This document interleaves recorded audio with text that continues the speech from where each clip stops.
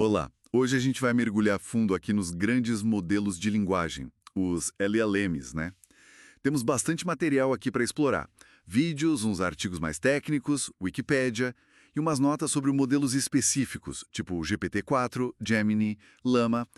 A ideia é, assim, destilar o que é essencial mesmo. O que são essas ferramentas de IA, como essa mágica funciona por baixo dos panos de um jeito mais simples e como evoluíram tão rápido. Onde elas estão sendo usadas, vamos tentar entender o impacto dessa tecnologia que basicamente aprendeu a nossa língua a partir de, sei lá, montanhas de texto. É isso. E para começar bem do básico, né?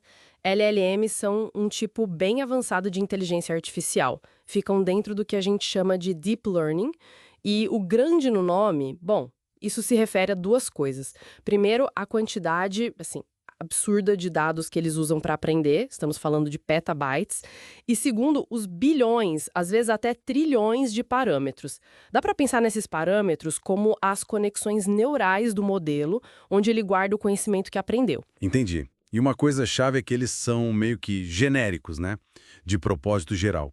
Um único modelo que foi pré-treinado pode ser adaptado àquele tal de fine-tuning para fazer um monte de coisa diferente, certo? Tipo, traduzir, resumir um texto, responder perguntas, gerar texto novo, até escrever código de programação. E muitas vezes ele aprende super rápido, com poucos exemplos, o few shot learning, ou às vezes até sem nenhum exemplo, o zero shot. Exatamente. E a grande virada tecnológica que possibilitou isso tudo foi a arquitetura Transformer. Ela surgiu ali em 2017 e foi, assim, revolucionária. O pulo do gato foi o mecanismo de atenção. De forma bem simples, ele permite que o modelo entenda o contexto, sabe? Ele consegue pesar quais palavras são mais importantes para entender o significado das outras, mesmo que elas estejam longe na frase. Isso, junto com outras técnicas, como quebrar o texto em pedacinhos, a tokenização e representar esses pedaços com números que capturam os sentidos, embeddings, isso destravou um nível de coerência que a gente não via antes. Faz todo sentido. Nossa, e a evolução depois disso foi uma loucura, né? A gente saiu daqueles chatbots bem simples lá dos anos 60, tipo o Elisa, passou por modelos estatísticos e aí de repente com os Transformers, bum! Tudo acelerou pra caramba. Em pouquíssimos anos, a gente viu o GPT-3, o ChatGPT, que todo mundo conhece, o Claude, Gemini, o Llama da Meta, que é legal por ser código aberto, né?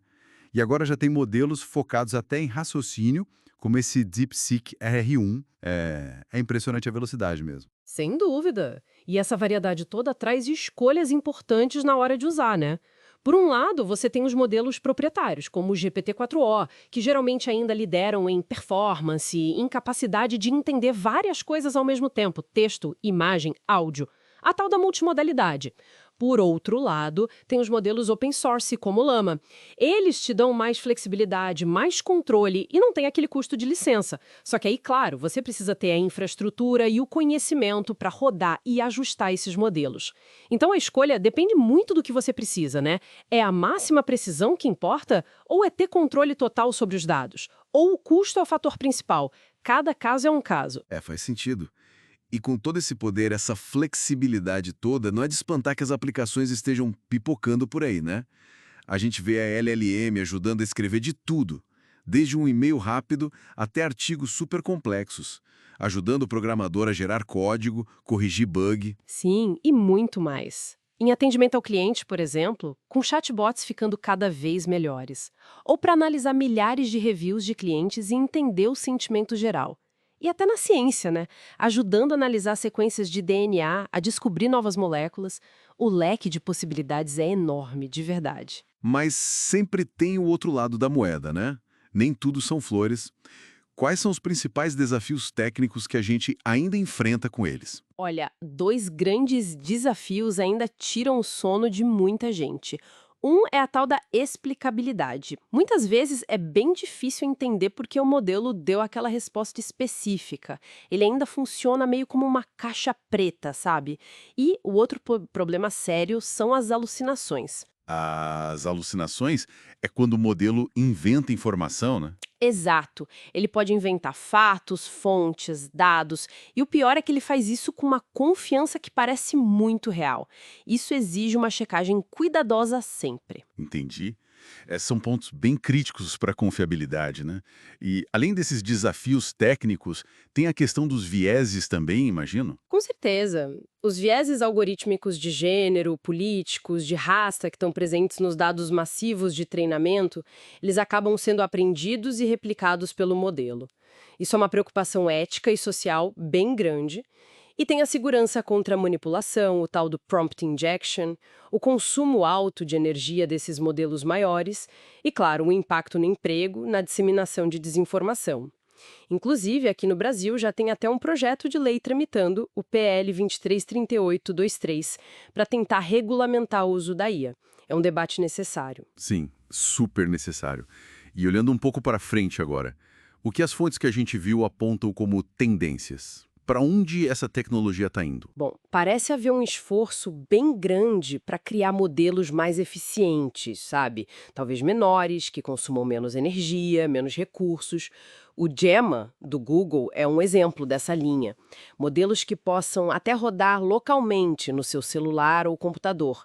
A capacidade multimodal de entender e gerar diferentes tipos de dados, imagem, áudio, vídeo, texto, deve continuar crescendo bastante e também uma integração maior com outras tecnologias.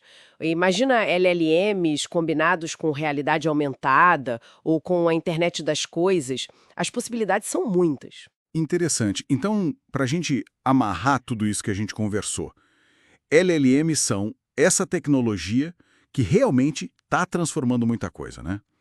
Usam a arquitetura Transformer como base, aprenderam padrões em quantidades massivas de dados para fazer tarefas com linguagem que antes pareciam impossíveis.